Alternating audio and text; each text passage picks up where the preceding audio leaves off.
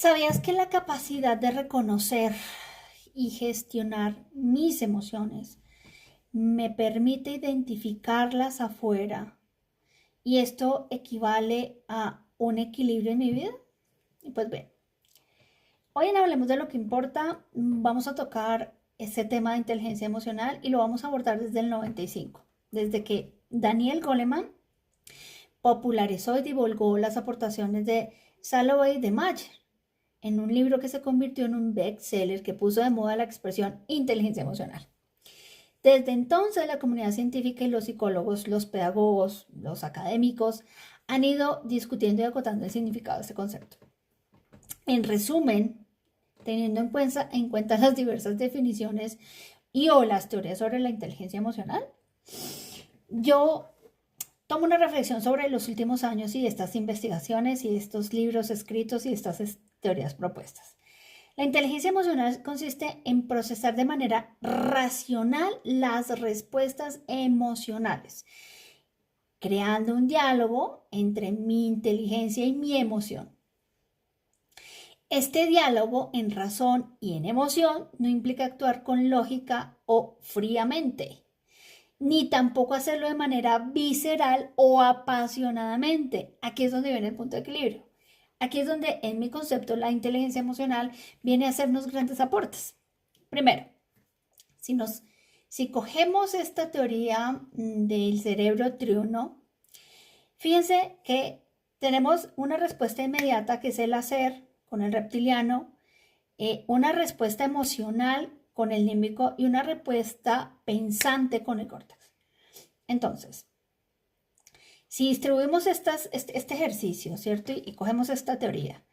Si yo soy muy de hacer, me activo muchísimo con el hacer, luego me quedo pensando, luego siento. Entonces, desde mi hacer y desde mi velocidad de hacer las cosas, muy seguramente yo puedo pausarme en un momento adecuado y apoyarme de quienes son más bien tranquilos. Por ejemplo, en mi caso, mi pareja es más bien tranquila, lo que me enseña a mí a llegar a un punto de equilibrio. Si yo veo que él es más tranquilo, yo soy más acelerada, no dejo de ser yo, sino simplemente llego a mi punto medio viendo el ejemplo de este humano que me pone la vida frente a mí para que yo llegue a un punto de equilibrio en donde sigo siendo yo, pero más pausada. Y aquí es donde yo aplico la inteligencia emocional.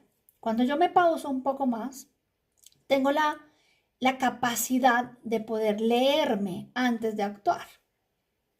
Entonces, si yo comienzo a identificar mis emociones, cómo soy yo enojada, cómo soy yo frustrada, cómo soy yo triste, cómo soy yo feliz, cómo soy yo melancólica, etcétera, etcétera, y comienzo a conocer esa emoción, el cómo funciona en mí esa emoción, puedo primero ver en el otro, identificarla, reconocerme y aprender de mí a través del otro.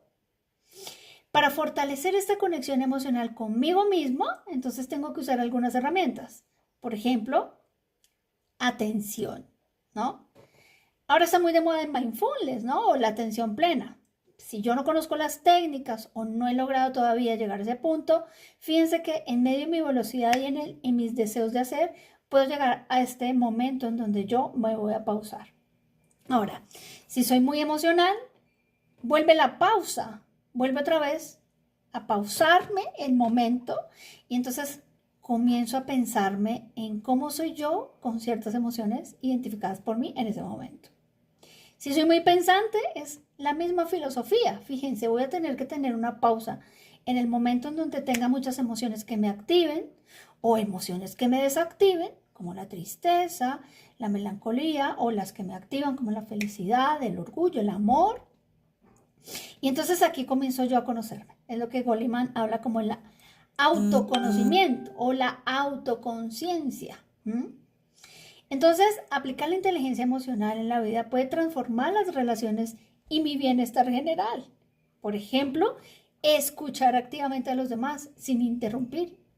Expresar mis sentimientos o mis emociones de manera asertiva siempre va a ser desde el yo, responsabilizándome de lo que yo siento, sin tener en cuenta la frase común: tú me haces enojar. Aquí es donde viene mi reflexión. ¿En realidad tú me haces enojar o yo me enojo con lo que veo o escucho que está frente a mí? Si ese es el caso, porque estoy reconociéndolo, la emoción es mía. Yo soy quien permite realmente que lo que pase frente a mí me genere o no algunas emociones que me activen o me desactiven. Entonces, fíjense, si yo asumo mi responsabilidad emocional, no voy a encontrar culpables a mi alrededor. Esto genera en mí menos sufrimiento. De hecho, no hay ni dolor ni sufrimiento.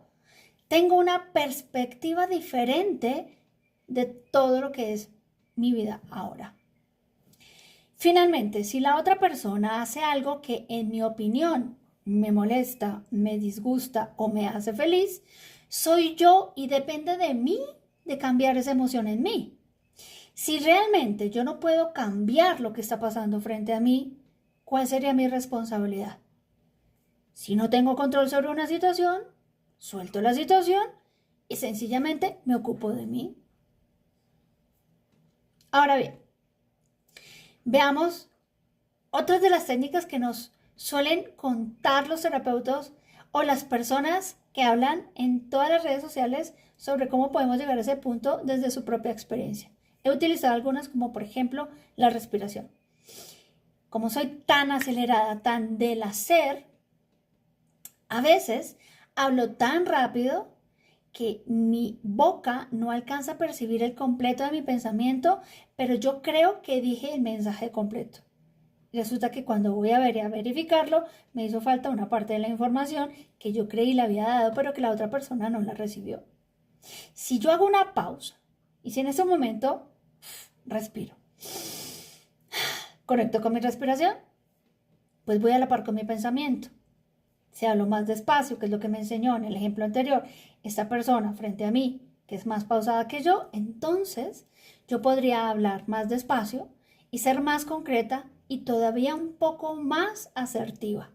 Y la segunda parte, desde mi responsabilidad emocional, es preguntarle a quien está frente a mí o a quien estoy mandando el mensaje qué es lo que entendió para que yo esté segura de que la comunicación aquí fluyó.